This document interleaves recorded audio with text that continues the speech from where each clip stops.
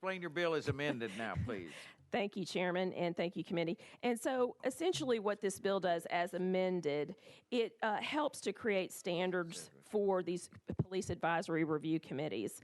By imposing these statewide standards, allows for a municipal governing body to create a police advisory committee that is adopted upon an ordinance of 2/3 votes of that city council or municipality. The purpose of the committee is to strengthen the relationship between the citizens and law enforcement agencies to ensure a timely, fair, and objective review of citizens' complaints while protecting the individual rights of local law enforcement officers. The committee will make recommendations concerning citizen complaints to the head of law enforcement. The committees will consist of 7 members appointed by the mayor and with approval of that governing body.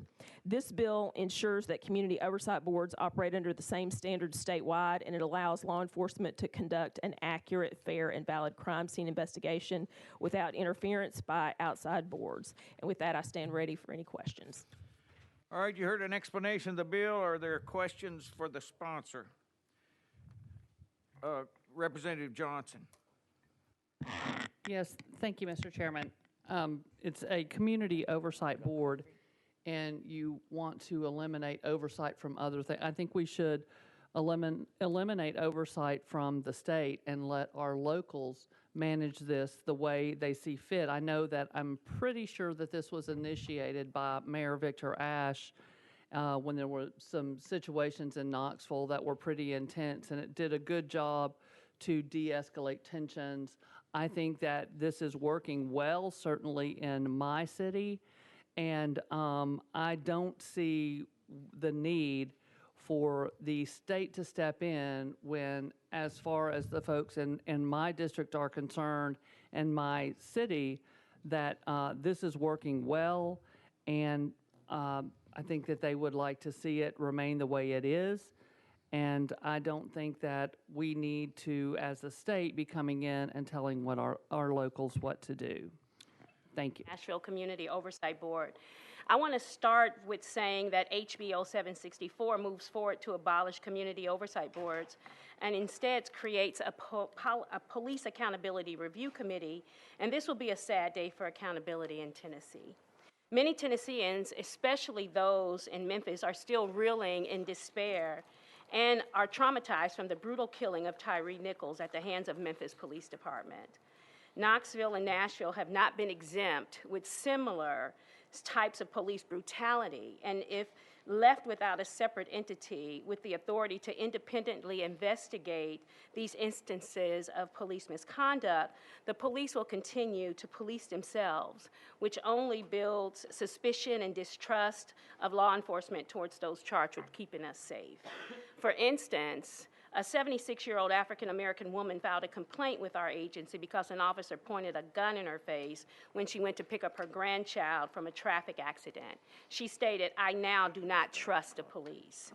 Consider those words and what it means to stand on both sides of them. I know firsthand that policing is an inherently difficult job. Policing in a community where people don't trust you makes that job even more challenging and dangerous. Transparency and accountability in policing does not just help the public, it also helps officers who get into the field for the right reasons and honor their uniforms with their conduct, and there are many of those. 134,000 plus Nashville residents voted to amend the Metro Charter by creating a community oversight board with investigatory authority. There's been some misleading and frankly disingenuous information spoken over the last few weeks.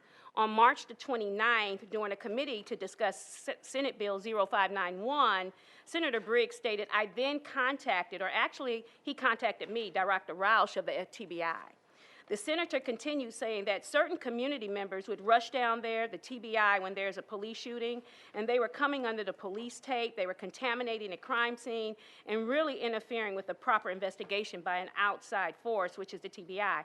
And essentially, at least Director Roush said, Because this has never happened in Nashville, we emailed Director Rosh on April the 6th to get more information about the comment to determine when this occurred, where it happened, who are those involved, and what was the corrective actions. We have not heard from the director as of yet, and I believe that each of you should request more information about this allegation if you used it to make any determination on this proposed bill.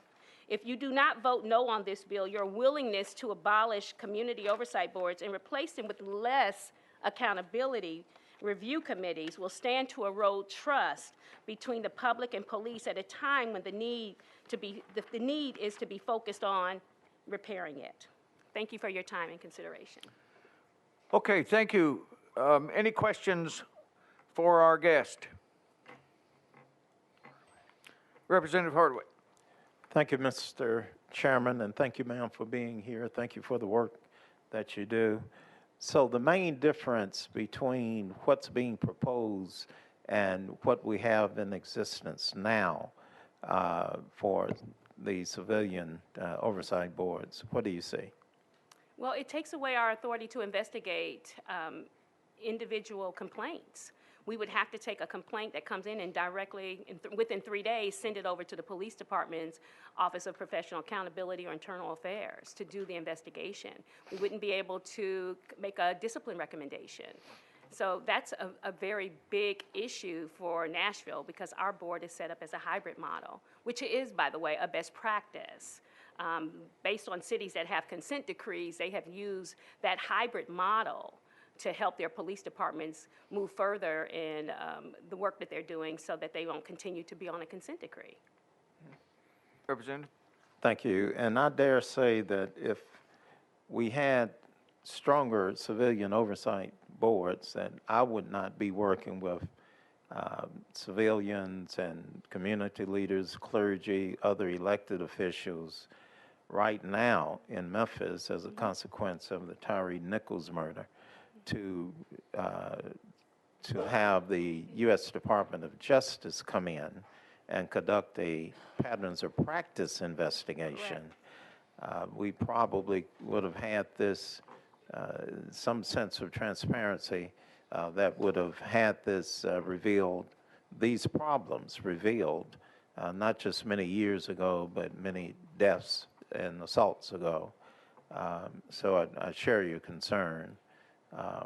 And I urge my colleagues to vote no on this, and let's let the local folks determine how they want to handle unlawful policing issues. And there's no stronger deterrent, I would suggest, than civilian oversight that has a degree of autonomy and independence. Thank you, ma'am. Thank you. Any other questions for our guest? All right, seeing none, we're going to move back into session. Thank you, ma'am. Any other questions for the sponsor of the bill? Question's been called on a bill. We're voting on House Bill 764. All those in favor say aye. Aye. All opposed, no. The ayes have it. Thank you, Moves on Chairman. to Thank you, committee. finance.